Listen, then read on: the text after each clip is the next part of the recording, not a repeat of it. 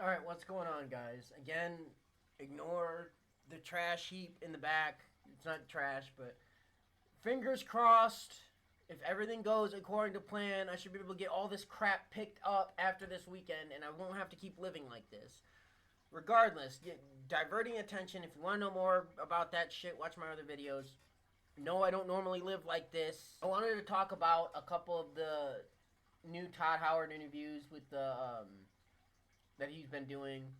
And I don't want to really dive too far into these except for one answer that he gave because I don't really have a lot to say about these interviews because a lot of times with these interviews it's just a whole lot of nothing. It's a whole lot of nothing. It means nothing. There's just not a whole lot to say about them. But there's two things I want to bring up that are concerning, and then how it relates to another recent story that has come out about Todd and like surrounding himself with people who are yes men and afraid to tell him no and all this other stuff. And I want to talk about this because Bethesda is they used to be one of my favorite game studios. I'm actually working on a video on my other channel currently about Skyrim and why people are still playing it and why there still has not been another game like Skyrim to this day that has released since then. They just hasn't. Been RPGs with similarities, sure. None that do the exact thing that Skyrim does, and I'll go into it in that video, but suffice it to say, I'm a big fan of all their games. So when they say shit like what has been said and what I'm gonna cover today, it's concerning. First comment I want to make, my own comment about, is something he said in regards to, I guess like locking stuff off and like I guess it'd be choice and consequences in his games. I'll probably put the clip here. When you play it again, it's a very clear game where you a couple hours in, you're like, I think I chose wrong. And after Oblivion, I felt very strongly, I was seeing that a lot and thinking, I don't want that in my games. I don't want someone to be like, I made a mistake several hours ago and I have no way of correcting it, which is also why you see sort of the Skyrim system of, hey, you come out, you don't really pick a class. And even in Starfield or Fallout, you're sort of picking a starting point, but you can go in any direction. So if you feel you've made a mistake, you can still correct. Basically said that like he doesn't like it, like locking stuff off for certain people. So he likes you being able to do every single quest in the game in one playthrough. More or less, basically. Like he doesn't like you being locked out of certain guilds or certain quest line.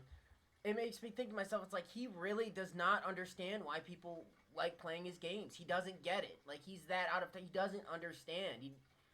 He doesn't realize like the genre of game that he's even working in. Like, dude, you're not making an action-adventure game, dude. You're making an RPG. The replayability is, like, the whole point of it.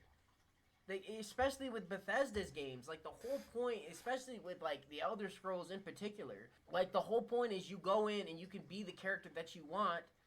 And that character is not going to be everything. You're not going to have a character that's the champion of the fucking Fighters Guild and also the fucking Archmage of the Mages Guild. It doesn't make any sense. It's kind of stupid, too, because it's like he also... Maybe not him. I think it was Emil that said, like, well, after Fallout 3, people complained because they couldn't keep playing the game after the game ended.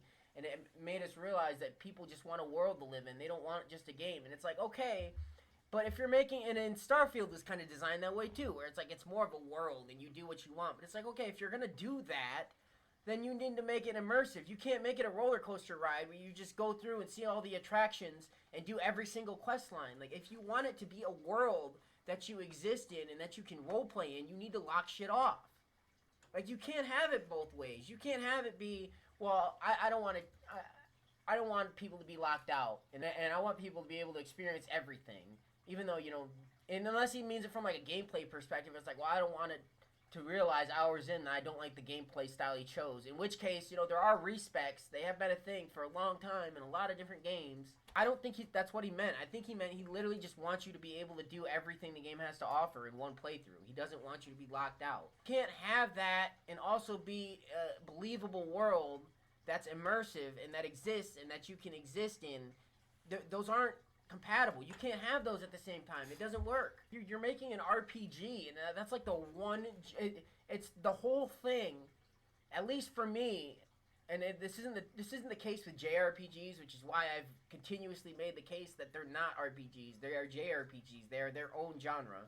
What they seek to do and what they do are two completely different things than what Western RPGs do.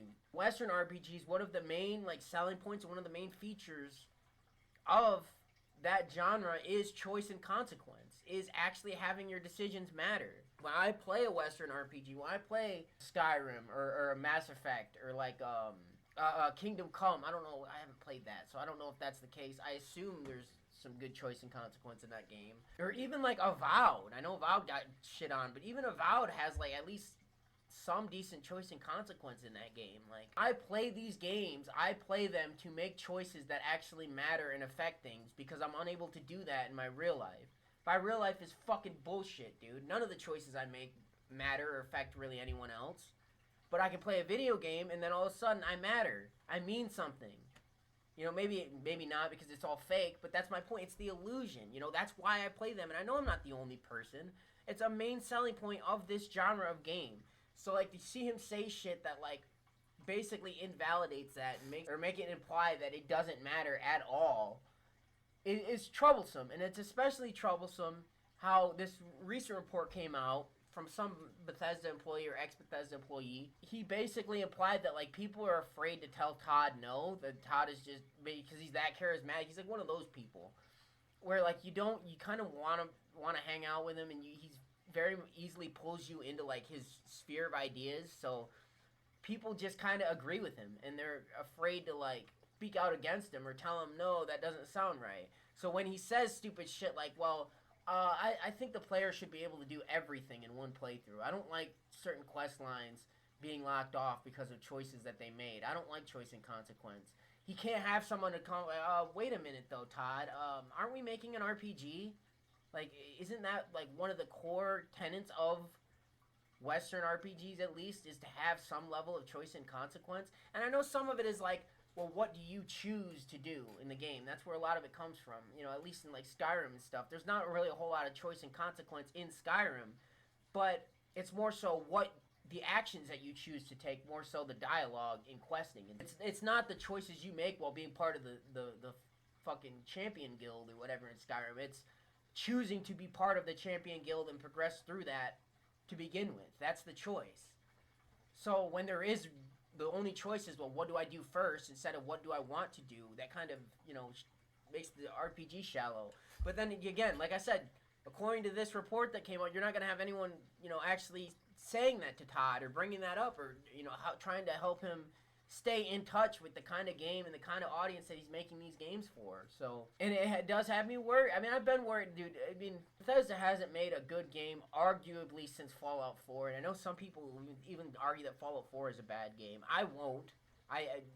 Is it as good as 3 in New Vegas? No, but I still think it's solid. It's a good game. They arguably haven't made a decent game since then, so it's like, it's not like there's a whole lot of hope to begin with. Skyrim is so good, too, especially, like, when you mod the shit out of it. Like, there's so many good things to it, and when you hear him say shit like this, it makes sense, some of the design decisions that went into that game. It sucks, man. It sucks to see, again, one of my former favorite fucking video game developers making one of my favorite two of my favorite franchises in both Fallout and Elder Scrolls, say shit like this, and basically say shit that is not congruent with what somebody who's making a decent Western RPG should be saying, and the thought process that they should be having.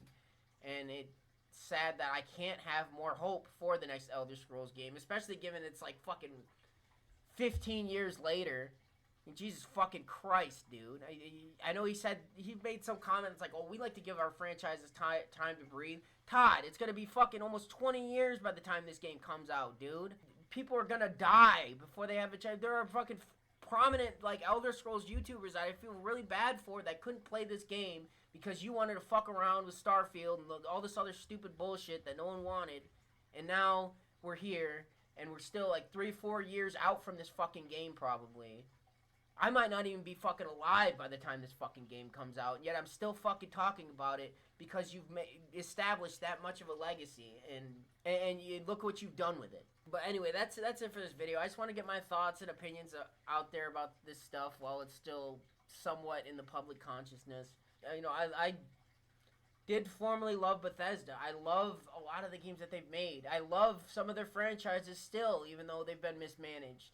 you know, when you hear shit like this, then you hear people like saying, oh, you hear the main guy saying like, oh, well, choice and consequence doesn't matter. Again, it's not what he said, but he might as well have said that. It sucks that I have to be that. My favorite franchises have to be under that kind of leadership that has that kind of thought process and that has literally nobody to stand up to him and tell him like that's not right.